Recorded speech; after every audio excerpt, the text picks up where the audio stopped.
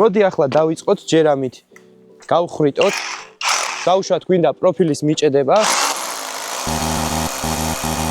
ამით უნდა გავხრიტოთ, შემდეგ ჩავაყენოთ აქ პლასტმასი და დავუჭიროთ ჩვენს პროფილს, მაგრამ ეს პნევმატური ჩაქუჩის დახმარებით ძალიან სწრაფად და მარტივად ხდება.